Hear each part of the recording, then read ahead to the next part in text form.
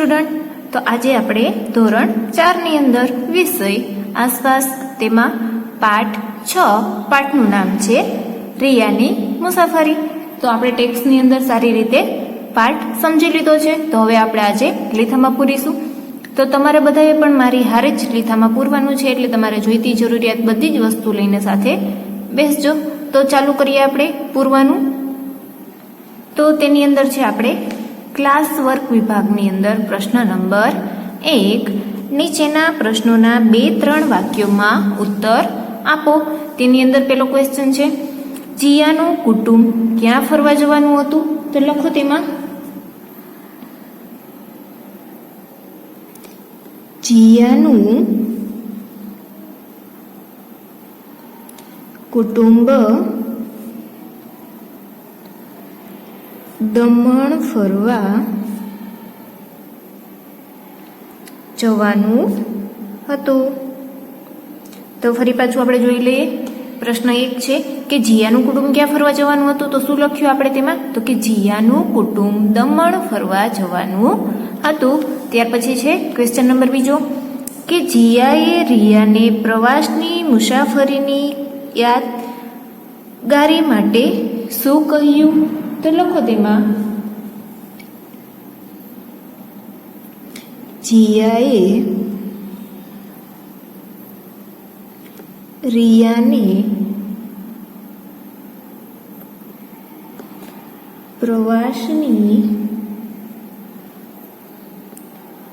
મુસાફરીની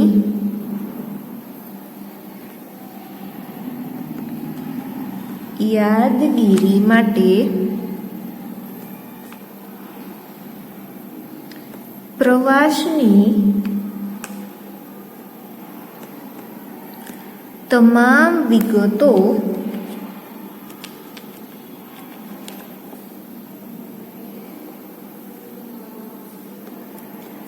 ડાયરીમાં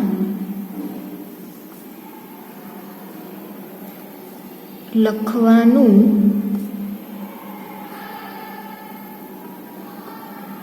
મોબાઈલમાં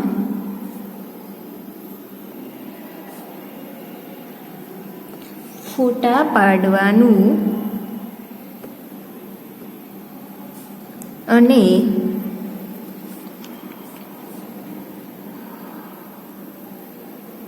વિડિયો લેવાનું કહ્યું.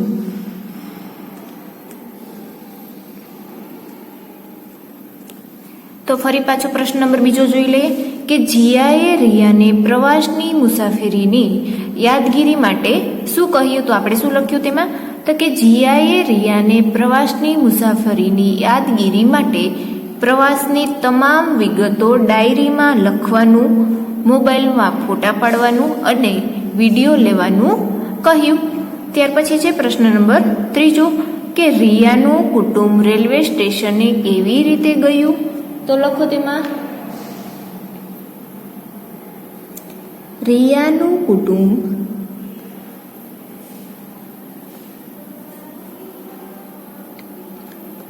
રેલવે સ્ટેશન ને રિક્ષામાં બેસીને ગયું.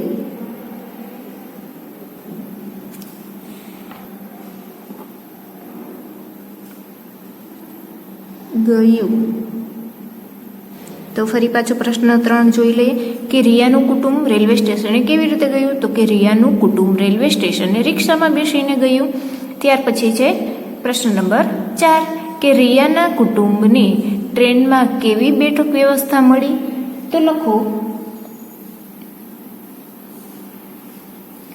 રિયાના કુટુંબની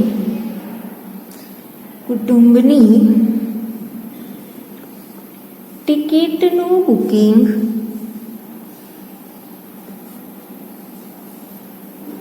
થઈ ગયું હતું. ટ્રેનમાં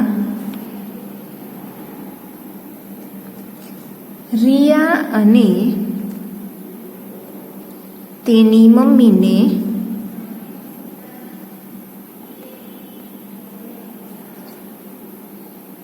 બારીની બાજુવાળી બેઠક મળી અને તેના ભાઈ હિમાંશ અને તેના પપ્પાની વચ્ચેની બેઠક મળી. ફરી પાછું જોઈ લઈએ. પ્રશ્ન નંબર 4 કે રિયાના કુટુંબને ટ્રેનની કેવી બેઠક વ્યવસ્થા મળી? તો શું લખ્યું આપણે તેમાં? તો કે રિયાના કુટુંબની ટિકિટનું બુકિંગ થઈ ગયું હતું. ટ્રેનમાં રિયા અને તેમના મમ્મીને બારીની બાજુવાળી બેઠક મળી અને તેના ભાઈ હિમાંશ અને તેના પપ્પાને વચ્ચેની બેઠક મળી. ત્યાર પછી છે પ્રશ્ન નંબર 5 કયા રેલવે સ્ટેશનને જંકશન કહેવામાં આવે છે? તો લખો તેમાં જે રેલવે સ્ટેશનથી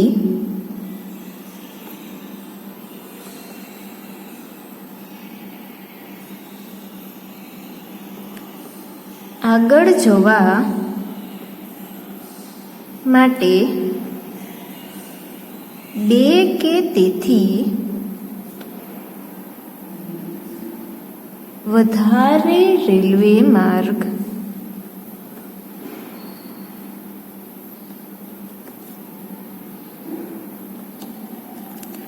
છૂટા પડતા હોય તેવા રેલવે સ્ટેશનને જંકશન કહે છે.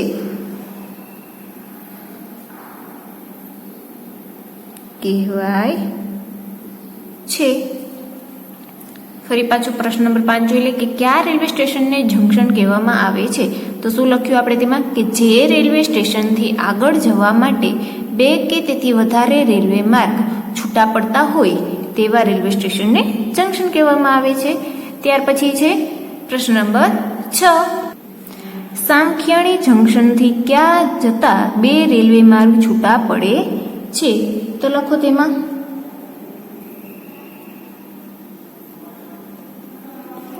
સામખિયાળી જંકશનથી 2 રેલ માર્ગ છૂટા પડે છે. તેમાં એક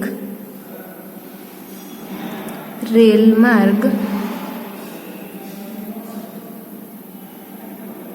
અમદાવાદ તરફ આવે છે અને બીજો રેલ માર્ગ પાલનપુર જાય છે. તો ફરી પાછો પ્રશ્ન નંબર 6 જોઈ લે કે સામખિયાળી જંકશનથી ક્યાં જતા 2 રેલવે માર્ગ છૂટા પડે છે? તો શું લખ્યું આપણે? કે સામખિયાળી જંકશનથી 2 રેલ માર્ગ છૂટા પડે છે. તેમાં એક રેલ માર્ગ અમદાવાદ તરફ આવે છે અને બીજો રેલ માર્ગ પાલનપુર જાય છે. ત્યાર પછી પ્રશ્ન નંબર 7 કચ્છના નાના રણને કચ્છનું સફેદ રણ શા માટે કહે છે? તો લખો તેમાં કચ્છના નાના રણમાં જામેલા મીઠાના થરને લીધે રાત્રે ચંદ્રમાના પ્રકાશમાં અને દિવસે સૂર્યના પ્રકાશમાં દૂર સુધી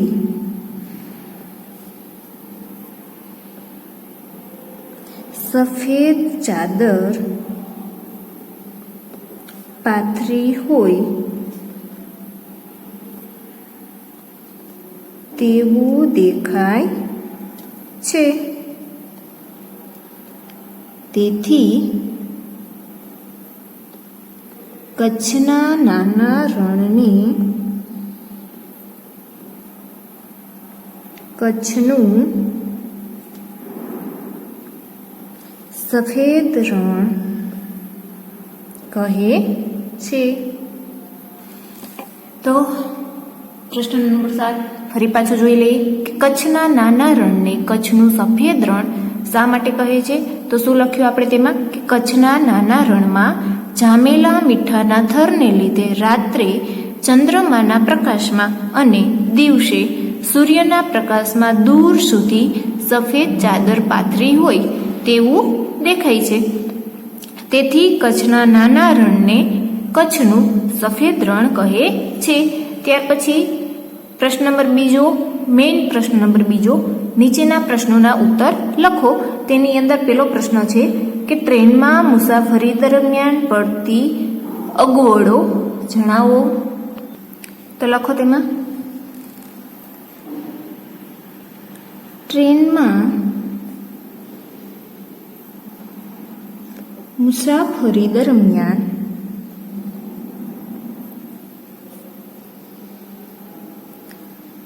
ચડતી વખતે અને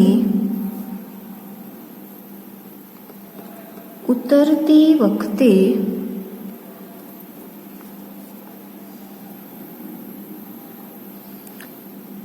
ધક્કા મૂકીનો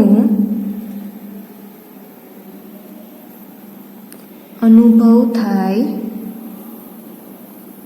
છે. ટ્રેનમાં કેટલીક વાર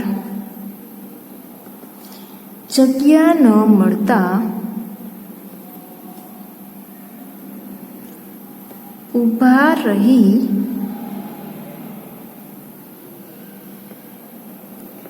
મુસાફરી કરવી પડે છે.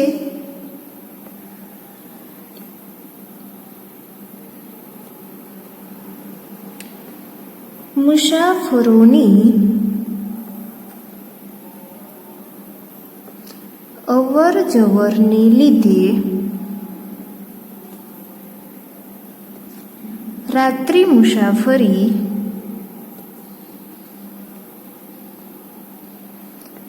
કરવાની હોય તો ઊંઘ આવતી નથી. તો ફરી પાછો પ્રશ્ન નંબર 1 જોઈ લે કે ટ્રેનમાં મુસાફરી દરમિયાન પડતી અગવડો જણાવો. તો શું લખ્યું આપણે? તો કે ટ્રેનમાં મુસાફરી દરમિયાન ચડતી વખતે અને ઉતરતી વખતે ધક્કામુક્કીનો અનુભવ થાય છે. ટ્રેનમાં કેટલીક વાર જગ્યા ન મળતા ઊભી રહી મુસાફરી કરવી પડે છે. મુસાફરોની અવર જવરને લીધે રાત્રિ મુસાફરી કરવાની હોય તો ઊંઘ આવતી નથી. ત્યાર પછી પ્રશ્ન નંબર 2 સુરજબારી પુલ બનાવવાથી શું ફાયદો થયો? તો લખો તેમાં સુરજબારી પુલ ન હતો ત્યારે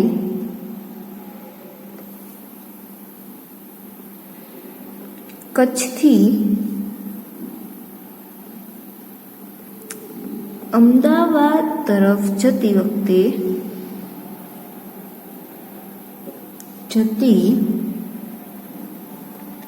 બધી જ ટ્રેનો વાયા પાલનપુર થઈને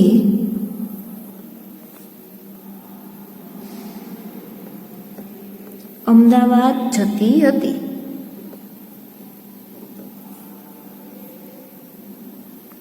પરંતુ સૂરજબારી પુલ બનવાથી સીધું જ અમદાવાદ આવી જવાય છે.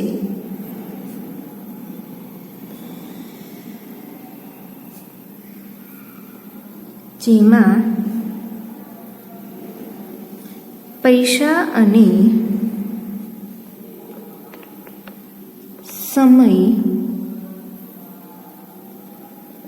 બંનેની બચત થાય છે. તો ફરી પાછો પ્રશ્ન નંબર 2 જોઈ લઈએ કે સૂરજબારી પુલ બનાવવાથી શું ફાયદો થયો.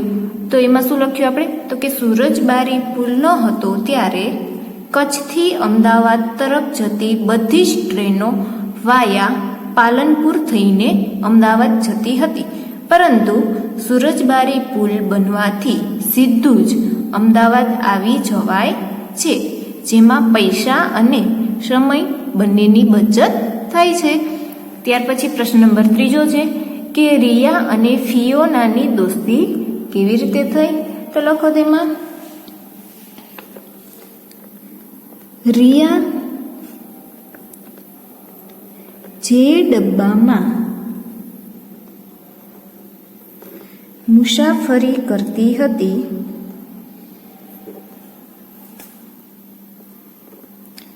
તે જ ડબ્બામાં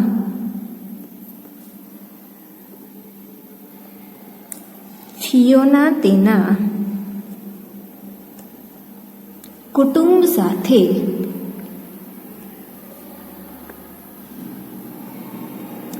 મુસાફરી કરતી હતી.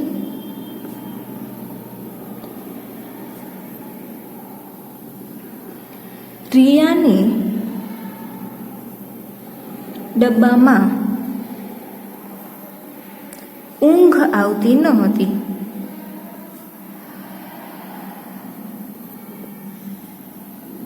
અને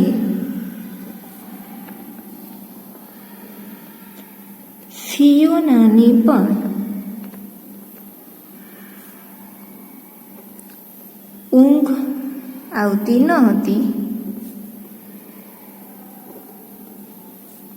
આમ બંનેએ પરિચય કેળવી થોડી વાતો કરી અને બંને દોસ્ત બન્યા.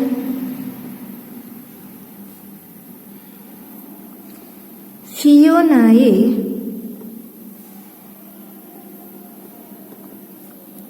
રિયાને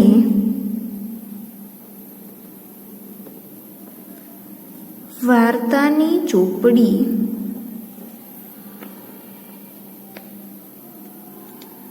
વાંચવા માટે આપી. તો ફરી પાછો પ્રશ્ન 3 રિપીટ કરી લઈએ કે રિયા અને ફિયોનાની દોસ્તી કેવી રીતે થઈ. તો આપણે એમાં લખ્યું છે કે રિયા જે ડબ્બામાં મુસાફરી કરતી હતી તે જ ડબ્બામાં ફિયોના તેમના કુટુંબ સાથે મુસાફરી કરતી હતી. રિયાને ડબ્બામાં ઊંઘ આવતી ન હતી અને ફિયોનાને પણ ઊંઘ આવતી ન હતી. આમ બંનેએ પરિચય કેળવી થોડીક વાતો કરી અને બંને દોસ્ત બન્યા. ફિયોનાએ રિયાને વાર્તાની ચોપડી વાંચવા માટે આપી. ત્યાર પછી પ્રશ્ન નંબર 4 છે કે કચ્છના નાના રણને કચ્છનું સફેદ રણ શા માટે કહે છે. તો આ પ્રશ્ન આપણે આગળ હમણાં જ લખ્યો છે એટલે ફરી પાછું આપણે લખશું નહીં. પ્રશ્ન નંબર 1ની અંદર પ્રશ્ન નંબર 7 છે કે કચ્છના નાના રણને કચ્છનું સફેદ રણ શા માટે કહે છે. એટલે કે બે પ્રશ્ન એક સરખા જ છે એટલે ફરી પાછું આપણે તે પ્રશ્ન નહીં લખીએ. ત્યાર પછી છે હોમવર્ક વિભાગ, તેની અંદર પ્રશ્ન નંબર 1 છે કે નીચે આપેલ વિકલ્પોમાંથી સાચો વિકલ્પ શોધીને લખો. તો તેની અંદર પેલું જોઈએ આપણે કે રિયાના પિતાએ શેની ટિકિટનું બુકિંગ કરાવ્યું હતું. તો એમાં ઓપ્શન છે નીચે, પેલું છે બસ, રેલવે, વિમાન કે ફિલ્મ. તો કઈ ટિકિટ એને લીધી હતી? તો કે રેલવેની. તો લખો ન્યા નંબર બી. ત્યાર પછી છે બીજું, કચ્છ જિલ્લાના મુખ્ય મથકનું નામ શું છે? તો એમાં પેલું છે ગાંધીધામ, બીજું છે સુરજબારી, ત્રીજું છે ભુજ અને ચોથું છે સામખિયાણી. તો કચ્છ જિલ્લાનું મુખ્ય મથક કયું છે? તો કે ભુજ છે. તો ત્યાં લખો સી. ત્યાર પછી છે રિયા જે ટ્રેનમાં મુસાફરી કરવાની હતી તેનું નામ શું હતું? તો એમાં પહેલું છે સૌરાષ્ટ્ર એક્સપ્રેસ, બીજું છે દિલ્હી એક્સપ્રેસ, ત્રીજું છે મદ્રાસ એક્સપ્રેસ અને ચોથું છે કચ્છ એક્સપ્રેસ. તો એ કઈ ટ્રેનમાં જતા હતા એનું નામ શું હતું? તો કે કચ્છ એક્સપ્રેસ. તો લખો ન્યા ડી. ત્યાર પછી ચોથું છે ટ્રેનમાં ટિકિટ તપાસવા માટે કોણ હોય છે? પેલું છે ડ્રાઈવર, બીજું છે કંડક્ટર, ત્રીજું છે ટિકિટ ચેકર અને ચોથું છે ટિકિટ આપનાર. તો આપણે પાઠ સમજીએ, એમાં આવ્યું હતું કે તેની ટિકિટ ચેક કરવા કોણ આવ્યું હતું? તો કે ટિકિટ ચેકર. તો ત્યાં લખો નંબર સી. ત્યાર પછી છે મીઠું પકવે તેને શું કહેવાય? પેલું છે કંદોઈ, બીજું છે હળપતિ, ત્રીજું છે ભાંડ ભૂંજો અને ચોથું છે અગરિયા. તો આ પણ આપણે શીખી ગયા છીએ કે મીઠું પકવનારને શું કહેવાય? તો કે અગરિયા કહેવાય. તો ત્યાં લખો ડી. છઠ્ઠું છે કયા ફૂલને કચ્છનું પ્રવેશ દ્વાર કહે છે? તેમાં નીચે ઓપ્શન છે કે સુરજબારી ફૂલને, સરસ્વતી ફૂલને, વણાંક બોરી ફૂલને કે ભાંખડા નંગલ ફૂલને. તો આપણે કયું ફૂલ વિશે વાત કરી હતી હમણાં? તો કે સુરજબારી ફૂલને. તો કરો ન્યા એ. ત્યાર પછી સાતમું છે અમદાવાદથી ટ્રેન ઉપડ્યા બાદ રિયા, હિમાંશ અને ફિયોનાએ કઈ રમત રમી? પેલું છે કેરમ, બીજું છે સાપસીડી, ત્રીજું છે ચેસ અને ચોથું છે બાજી પત્તા. તો એને ટ્રેનમાં કઈ રમત રમી હતી? તો કે સાપસીડી. તો લખો બી.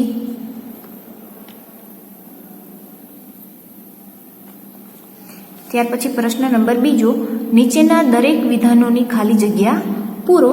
તેમાં પેલું છે રિયાની મુસાફરી ખાલી જગ્યા સ્ટેશનથી શરૂ થઈ. તો કયા સ્ટેશનથી થઈ હતી? તો કે ગાંધીધામ. તો લખો ત્યાં.